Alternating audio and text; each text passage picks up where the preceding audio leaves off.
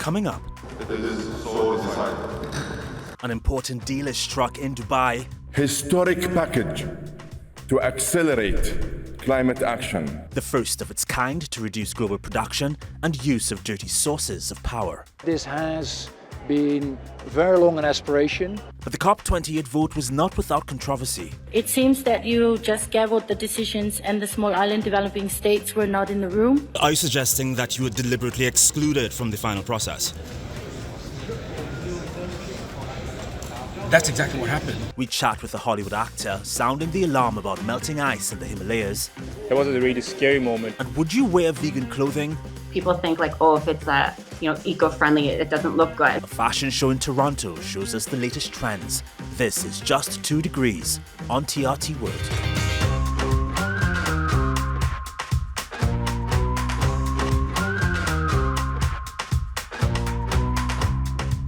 The Chief Executive Officer of the Abu Dhabi National Oil Company, Sultan says the company will continue investments in oil and gas to satisfy global demands. Al-Jaber is, of course, also the COP28 president and called the final outcome of the Global Climate Summit a historic achievement.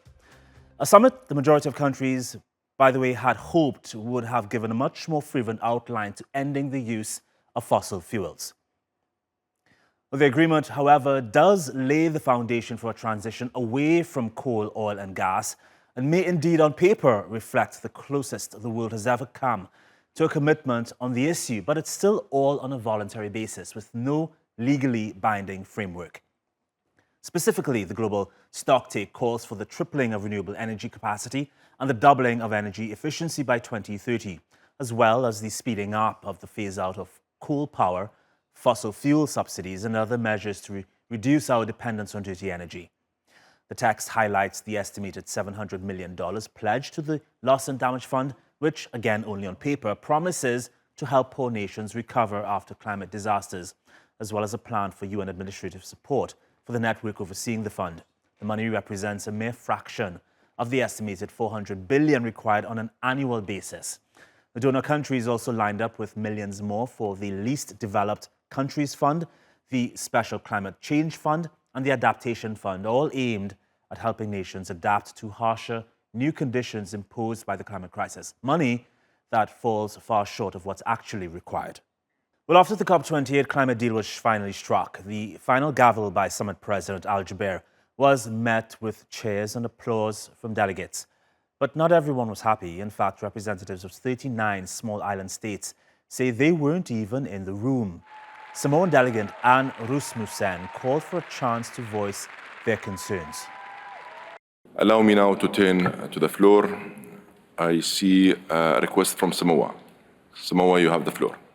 We didn't want to interrupt the standing ovation when we came into the room, but we are a little confused about what happened. It seems that you just gaveled the decisions and the small island developing states were not in the room. We were working hard to coordinate the 39 small island states, developing states that are disproportionately affected by climate change. And so we were delayed in arriving here. Are you suggesting that you were deliberately excluded from the final process? That's exactly what happened. The GST was gavelled within a few minutes without giving anybody a chance to raise their flags. And so this process is broken, and the fact that nobody was able to give any kind of objections in there until after the fact just goes to show you how broken that is. How angry does it make you? Words can't explain. We know our negotiators have been fighting and holding the line for these past 2 weeks, but even before we even came to these negotiations. For them to come and find it difficult to even get into the room before the motion was passed was difficult enough, but then to get in there and it's too late, that's frustrating. It's frustrating for everybody, not just for our negotiators, but what are we going to tell everybody at home? What are we going to go back to our communities and tell them? There are small incremental changes that have been made, but that's off the top of the fact that the first iteration of this text that came forward had a really low bar anyway. The incremental change that is being made now, it's not transformative, it's not going to change the world, and it's not going to keep us on a pathway to below 1.5 degrees. So it's personally, I object to this. What is your initial response to this new draft that the president says or claims better addresses the use of fossil fuels? I think it is a slap to the face and a bit of a mockery to the people here, to the civil society, to the indigenous, to the black, brown, to the global south. It is a failure. If you look on a grading scale, especially from the initial ones, I mean, I've been here since the very beginning, since the 29th. I've been following the negotiations every single day, and we've been seeing these texts over. And it started off in a relatively good place with language that we wanted, phasing out of fossil fuels, phasing down, funding just transitions. There was indigenous language, rights on indigenous people. And then now we come here, we see the 6 a.m. draft that just gets rid of all of that. And it really is just a mockery to all of the actions, all of the effort that civil society and the youth have been putting. We have been in these negotiation rooms. We have been following along. Then we've been going to our constituencies. We have been saying what needs to be written in these texts. We've been handing it out to these negotiators. We've been attending the bilaterals. And so for them to say that this is their best effort and this is a good way forward, it really is just pretty much a joke. Talk about this moment, this huddle moment you just had there. You guys are incredibly emotional, understandably so. Are you giving up? No, I am a person who is filled with hope, and in this crisis you cannot give up, because at the end of the day people are dying as we speak. People are being drowned by floods, people are being burned by wildfires, people are losing their homes, their communities because of earthquakes. And so if you just give up, that is basically saying that the climate crisis won, that capitalism won, that these distractive, racist, and just demolishing industries are the winners, and that's not it. We had this circle to really embrace each other in the power of our movement, in the rage that we have, and that's what keeps us going. Well, next to small island states, coastal communities are also endangered by sea level rise and coastal flooding.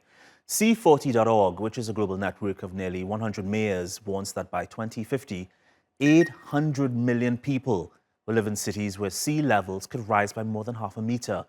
The impacts range from coastal erosion, salt water, intrusion into fresh water resources, flooded neighborhoods, and more. One coastal village in the Mexican state of Tabasco is already mourning the loss of their entire community. In Mexico, the small fishing community of El Bosque has battled the sea for years for its survival. But there's no turning the rising tide, and residents have lost everything. Todo nuestro esfuerzo, como quien dice, se fueron al agua. Se acabó. Ya yo dije, ¿qué más me queda? ¿A dónde voy? Once a fishing community of over 700 people, today El Bosque, found on the northern coast of Tabasco State, lies scattered. Most of its homes have been swallowed up by the sea. Residents driven to a nearby town, paying rent they can't afford as they wait for relocation. Para nosotros ese lugar fue importante y nos dio mucho el sustento para nuestra familia. Nosotros decimos que en ningún lado vamos a estar mejor que no es en ese lugar, pero desgraciadamente ya el mar ya no nos permite estar viviendo ahí. Ya eso ya es muy peligroso, es como que ya no quisiéramos nuestras vidas ya. Besides sea level, winter storms called nortes have swept away 500 meters of coastline since 2005. Guadalupe Cobos and her family are the last remaining. She's appealed for government help to relocate her community. She says she won't leave until every resident is settled. Todas las partes que hemos vivido en este proceso, todas han sido difíciles, pero lo más difícil es perdernos como comunidad. And climate change threatens to displace millions more. 8 million in Mexico over the next 3 decades, according to climate experts.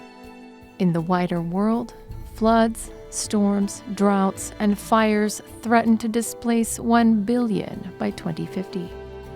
Ver cómo se va la gente. Cómo lo hemos ido perdiendo todo sin poder hacer nada.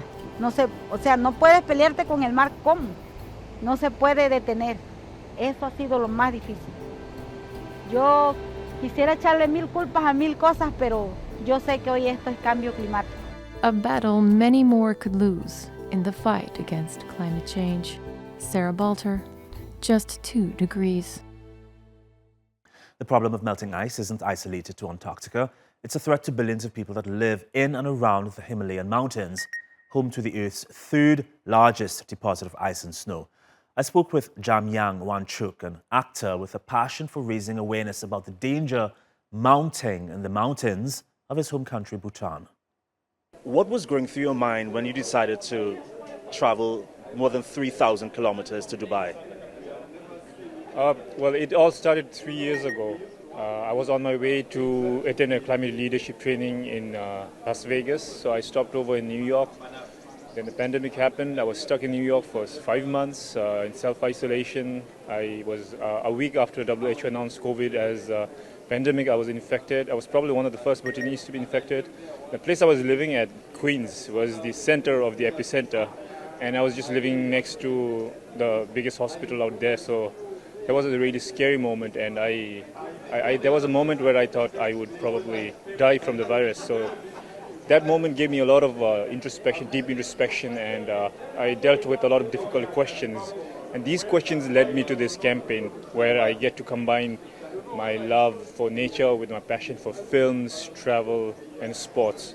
So for the past 3 years, I've been collecting Himalayan glacier ice inside a discarded plastic bottle. And the plastic bottle stands for plastic pollution. And the meltwater is representative of what is happening to the glaciers due to climate change. They are dying, and that will impact almost 2 billion people. That's a quarter of humanity living near in the mountains and those living downstream. So I'm here with that bottle.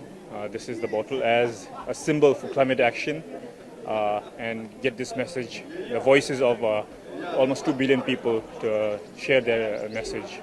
We know that Himalayan ice has been melting, causing flooding in low-lying areas down the hills. How is it affecting Bhutan exactly?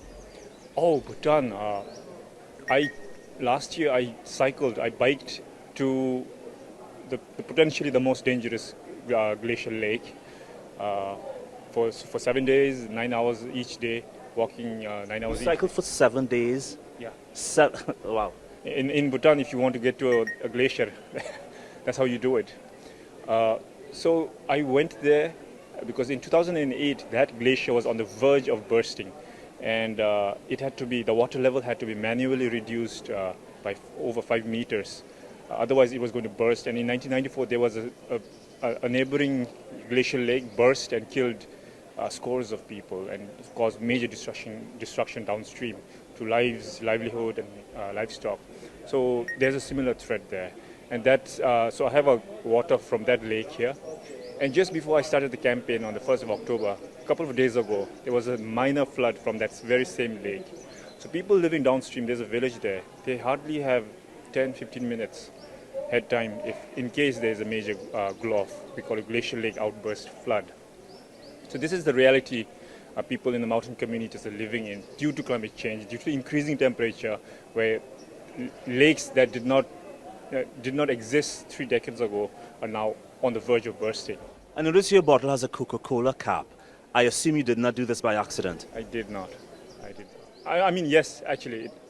So when I went 7 days walking up to the mountains, I swear I saw lots of Coke bottles on the way. How could it have gotten up there? But it was the locals. I think they to quench their thirst, they like it.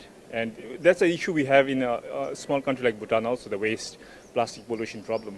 So I picked that up on the way and used this as a symbol, And rightly so, because Coca-Cola is one of the biggest polluting companies, plastic-wise.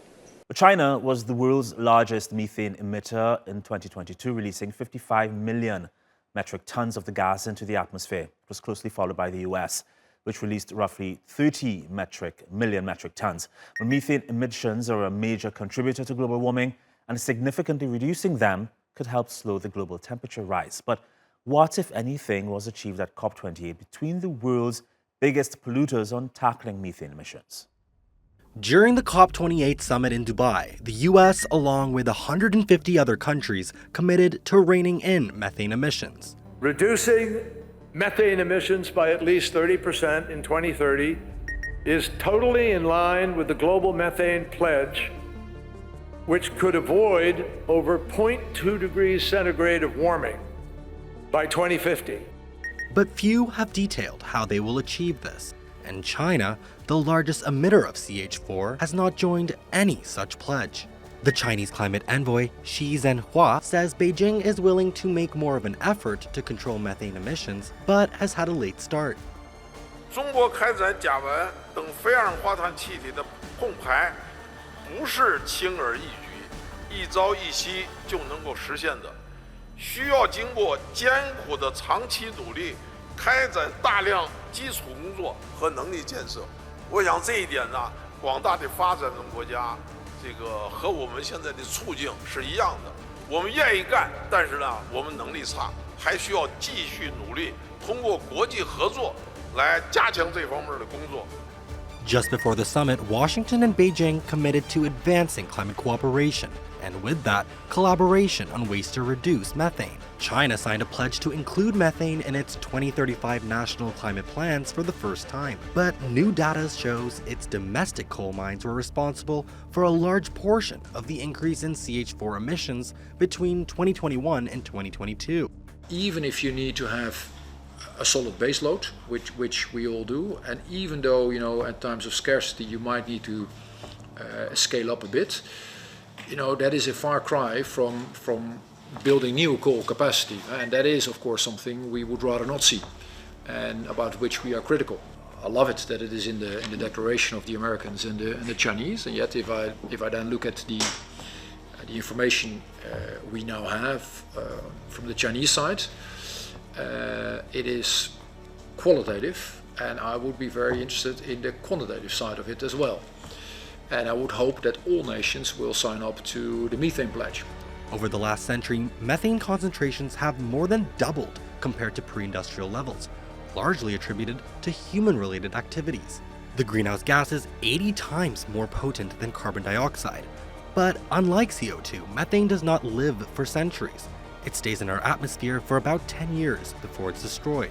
Cooperation between the US and China, the world's two biggest emitters, is seen as crucial to securing consensus about the transition to renewables and phasing out fossil fuels. And I think this year a lot of people were counting on the US and China working more closely on methane mitigation, which materialized only to a limited extent. It's still better than not having an agreement at all, but I think it's still the sort of bilateral US-China leadership that continues to hold lots and lots of promise for global action.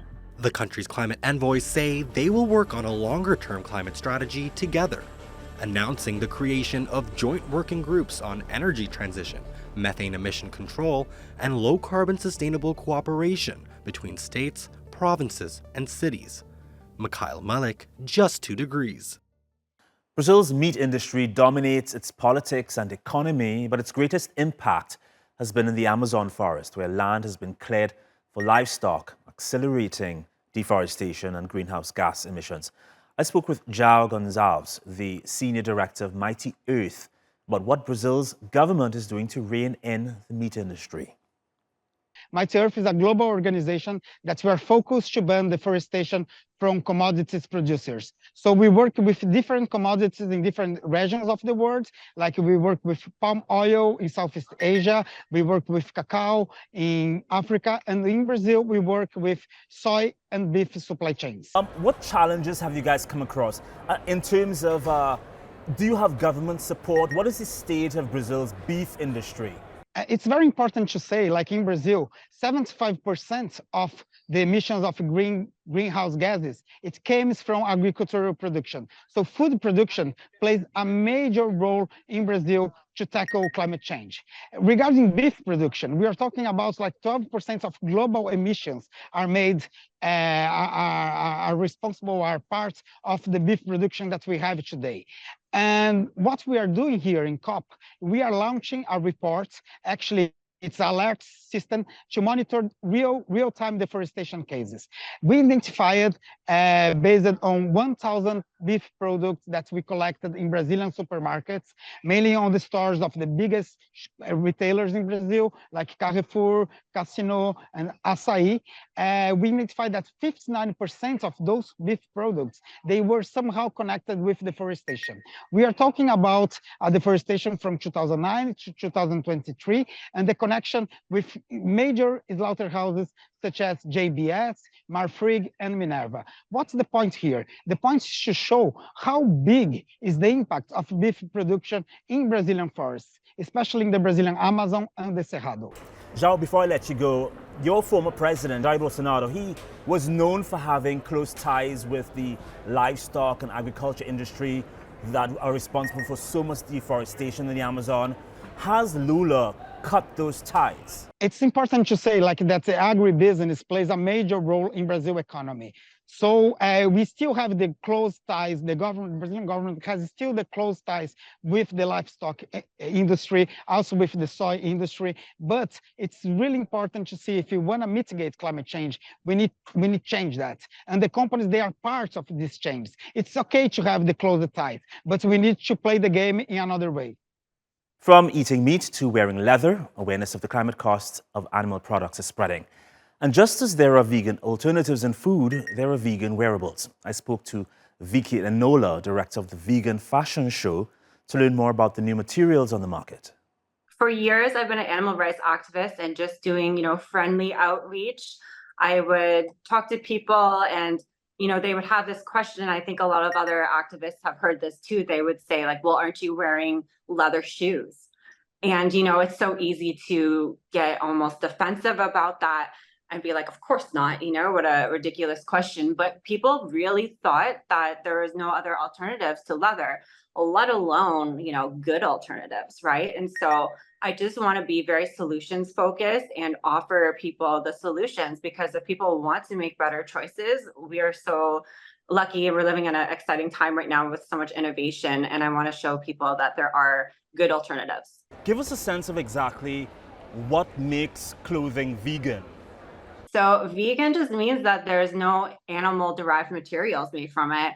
So of course, leather and fur, those are obvious ones, but we also have to think about things like glue in the shoes and other materials like that. So I think a lot of people need to hear about the lesser known materials and just know what they can choose if they want to live more compassionately, and just be more aware of the options out there so they can make informed choices, and to know the environmental impact that it has as well, and for people. So then, can you give an example of exactly what is in vegan clothing? What material are some of these things made from? So we have so many new exciting materials, especially for leather alternatives. So, we have plant-based leathers that are far more durable than the cheap plastic vegan leather. So we have cactus leather and apple leather, things like that. With cactus, the cacti are carbon sink, and it doesn't take water to make, it's just the rainfall. So there's just so many sustainability benefits. And then as far as being 100% plastic free, we have things like Mirum right now. There's a few others, but Mirum, I would say, is the most available right now. And it's so new that this time last year, it was very hard to get a hold of, even for myself. I did it, but, so there's a waiting list for these materials that are just becoming more available on the market. And we're going to see more and more of them. And they're just incredible. They're biodegradable. They don't use water to make. They're non-toxic, all natural. There's really no fault in a lot of these new materials coming out. So I'm excited to see those. And there's even, I'm in touch with this one designer friend of mine. She makes bio fur, so plant-based fur alternatives. So that's just lots of exciting new materials. Vicky, you mentioned availability, but one of the criticism we get from a vegan lifestyle is that it caters only to the wealthy. Would you say vegan clothing is accessible to everybody? I mean, you don't need to get the most expensive things. There's Tencel is very affordable, and that is biodegradable as well. That's great for just everyday clothing. So, I mean, we want to, you don't have to be vegan to appreciate it, right? It's good for the environment. If it looks good, I think a lot of the time people think like, oh, if it's eco-friendly, it doesn't look good. But that's again why I wanted to show people the runway. You can have stylish clothes that's good for people, animals, and the planet. That's our show. We leave you with images of some of our Earth's beautiful natural habitats. As greenhouse gas levels continue to rise, they and the plant and wildlife they support all fall under the ever-increasing threat of destruction.